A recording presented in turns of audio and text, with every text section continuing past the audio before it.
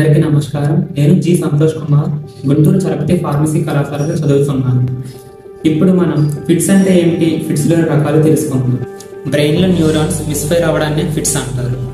Fits అంటే వైద్య పరిభాషలో అనగా మెడికల్ టెర్మినాలజీలో సీజర్ అని అర్థం. సీజర్ అనేది ఏ వ్యక్తికైనా జీవితంలో ఒకసారి వస్తుంది.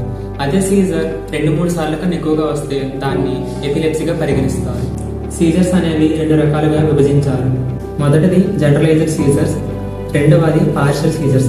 జనరలైజ్డ్ సీజర్స్ లో generalized tonic clonic seizures, myoclonic seizures, atonic seizures, absence seizures, infantile spasms include చేయబడింది.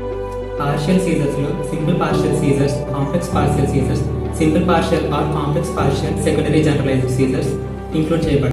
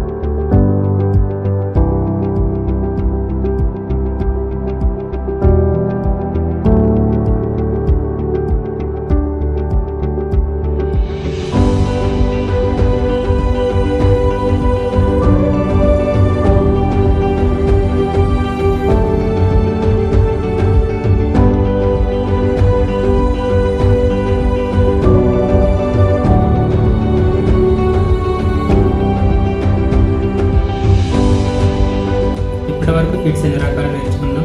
ఇప్పుడు ఫిట్స్ వచ్చాక ఏం చేయాలో తెలుసుకుందాం. ఏ వ్యక్తికైనా ఫిట్స్ వచ్చిన సమయంలో చుట్టుపక్కల జనం లేకుండా చూసుకోవాలి. ఫిట్స్ వచ్చిన వ్యక్తికి ఊపిరి సరిగ్గా ఆడేలా చూసుకోవాలి. బిగుతుగా ఉండే దుస్తులను వదిలి చేయాలి. పేషెంట్ చుట్టుపక్కల హాని కలిగించే వస్తువులు ఏమైనా దూరంగా జరపాలి.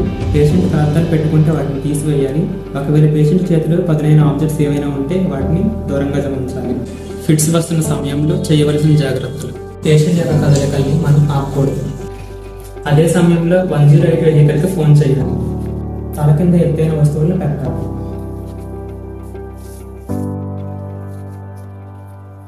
తలను పక్కకు వాల్చాలి. పేషెంట్ యొక్క తలను పక్కకు ఎందుకు వాల్చాలి అని అంటే నిరుగు కానీ వామిటింగ్ కానీ ఏదైనా ఉంటే ఊపిరితిత్తుల్లోకి వెళ్లకుండా ఆపడానికి. పేషెంట్ చేతిలో ఎటువంటి ఇనుప వస్తువులను పెట్టకూడదు. ఇనుప వస్తువుల వలన ఫిట్స్ తగ్గదు. 108 వెహికల్ వచ్చాక దగ్గరలో ఉండే హాస్పిటల్కి తీసుకువెళ్ళాలి.